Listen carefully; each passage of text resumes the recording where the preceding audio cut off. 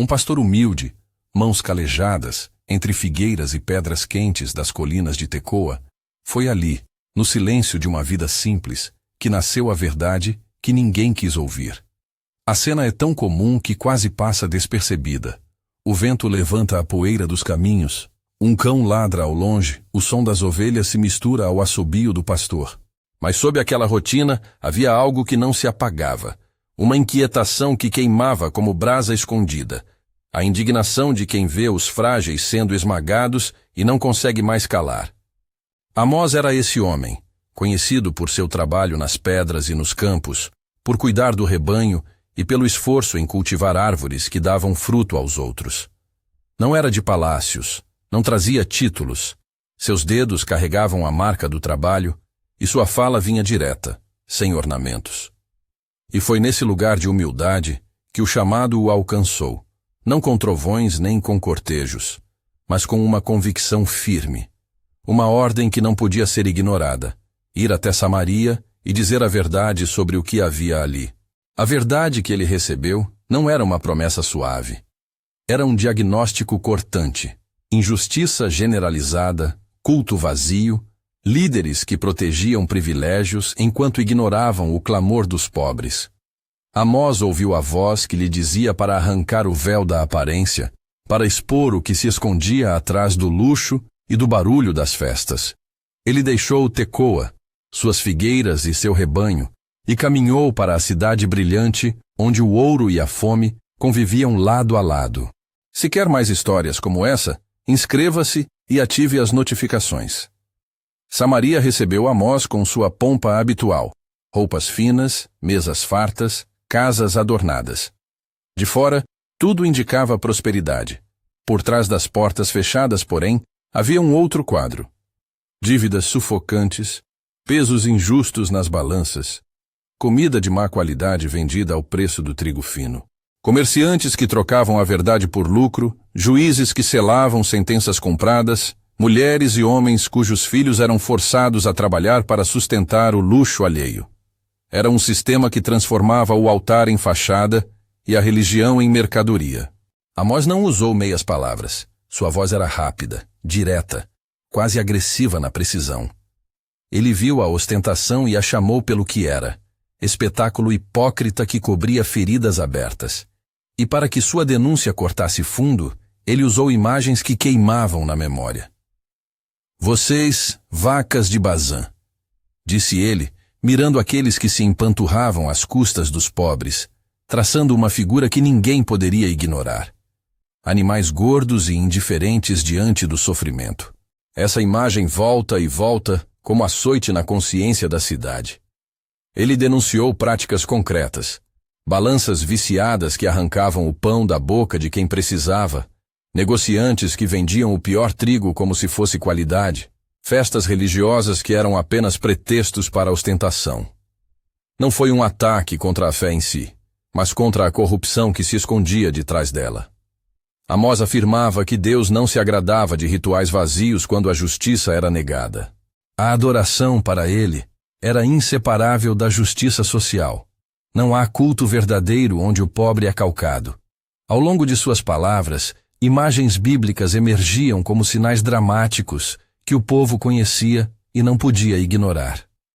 O profeta falou de um juízo que vinha como água, um rio de justiça que correria para lavar a terra. Ele descreveu a medida de Deus, um prumo que revelaria o que estava torto, o fio que mostraria a verdade sem compaixão pelo que foi disfarçado. Essas imagens não eram meras metáforas poéticas. Eram advertências com peso prático, mensuram atitudes, ações e estruturas. Mas a cidade não ficou em silêncio. As acusações de Amós fizeram o barulho subir até o templo, até o lugar onde religião e poder se encontravam. E nesse ponto emergiu o conflito mais duro, o choque com as instituições que queriam preservar a estabilidade do status quo.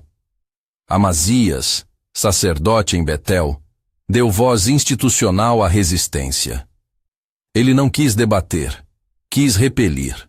Chamou Amós de agitador, acusou-o de política, convidou-o a profetizar longe dali, dizendo basicamente: não fale aqui, vá pregar em outro lugar.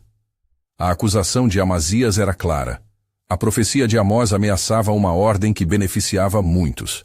Ele enxergou na palavra do pastor alguém que perturbava a paz dos que estavam confortáveis. E assim, a religião oficial tentou silenciar a palavra que perturba, rotulando o mensageiro. Amós, com honestidade e firmeza, respondeu. Não se proclamava de corredores de templo, vinha do campo, foi chamado por Deus para falar. Ele não buscava glória, buscava fidelidade, e isso fez o confronto soar ainda mais duro, porque não estava em jogo apenas reputação, mas quem teria voz para falar em nome de Deus. As visões que Amós recebeu aprofundaram a tensão. Não eram cenas gratuitas, traziam imagens que simbolizavam o alcance do juízo divino e a severidade de sua medida. Primeiro veio o enxame.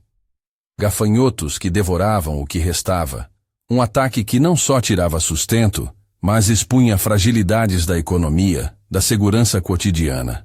Era como dizer, aquilo que você acha que te sustenta pode desaparecer num instante quando a injustiça se tornou padrão.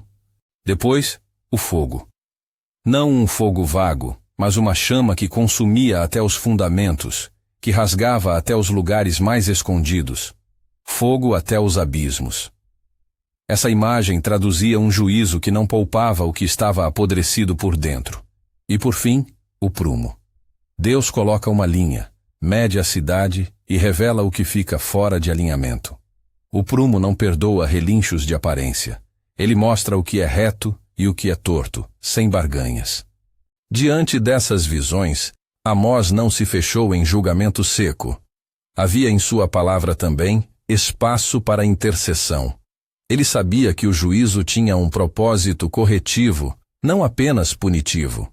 Em alguns momentos, ele levantava a possibilidade de clemência, que a cidade poderia escolher de novo, que o prumo poderia ser o início de uma reconstrução. Mas essa esperança não anulava a gravidade da denúncia. O chamado era para arrependimento real, mudanças nas práticas, restaurar o que foi roubado, promover justiça como rotina, não apenas em declarações. A resistência institucional, porém, não gostou dessa nuance. Para muitos que tinham poder, era mais seguro afirmar que a religião estava intacta, enquanto se preservavam privilégios. Amazias tentou rotular Amós como alguém descomprometido com a estabilidade do reino. Ele falou em nome do templo e do rei, como se a religião devesse proteger o poder em vez de expor seu abuso. Foi um embate que traduzia um confronto eterno. Quando a fé se alia ao status, quem fica para falar por quem sofre? Na praça pública, no campo do mercado, nas reuniões onde o pão se vendia por preço alto, a palavra de Amós comoveria uns e enfureceria outros. Alguns ouvintes sentiram vergonha, alguns, esperança, outros, irritação. A cidade se dividiu. Havia quem preferisse o conforto da falsidade, a franqueza da verdade. A reação era previsível, expulsões simbólicas, acusações, tentativas de desacreditar. Amós, porém, não se vingou nem cedeu à amargura. Manteve seu apelo à justiça como essência da verdadeira religião. A imagem da tenda caída de Davi surge nesse horizonte como promessa que não ignora o juízo. Amós não fala de restauração individual efêmera, nem de prosperidade vazia. Ele anuncia algo comunitário e profundo, a reconciliação da casa de Davi, a restauração da liderança justa e do cuidado com o povo. Essa promessa oferece esperança concreta, não como um cancelamento do erro, mas como resultado possível de transformação verdadeira. É a visão de um tempo quando os que governam ou lideram o farão com justiça e compaixão, e a comunidade reencontrará alicerces sólidos. E então chega o silêncio nos registros históricos. O destino final de Amós, seus últimos dias, são incertos, indefinido. A narrativa bíblica não estende detalhes sobre como sua vida terminou, mas o que permanece, com clareza cortante, é a palavra que ecoou muito além de sua pessoa. A mensagem que ele carregou continua a desafiar gerações. A verdade que ninguém quis ouvir segue sendo necessária. Ao refletir sobre essa história, há perguntas que não podem ficar apenas na abstração. O que significa hoje ouvir a verdade que ninguém quer ouvir? como esta mensagem se conecta com as cidades do presente, com as estruturas que toleram desigualdades, com igrejas que às vezes servem interesses em vez de pessoas? A analogia deve ser usada com prudência. Não se trata de transformar Amós numa figura contemporânea com as mesmas ações, mas de perceber o padrão. Quando riqueza e religião se aliam para silenciar o clamor dos pobres, sempre haverá necessidade de vozes corajosas. Ouvir a verdade de Amós hoje pode começar com gestos práticos e modestos. Significa olhar para como as instituições tratam os vulneráveis. Significa examinar práticas correntes, na comunidade, na empresa, na igreja, que favorecem alguns em detrimento de outros. Significa confrontar balanças viciadas modernas, sistemas que tornam o alimento escasso para muitos e fartura para poucos, contratos e leis que protegem interesses e não a dignidade humana. A fé, seguindo o padrão do profeta, precisa traduzir-se em atos que promovem justiça, apoiar iniciativas que atendam os excluídos, participar de políticas que busquem equidade, exigir transparência de quem administra recursos públicos ou comunitários. Essas ações não precisam ser grandiosas para serem transformadoras. Há pequenas medidas que revelam grande fidelidade.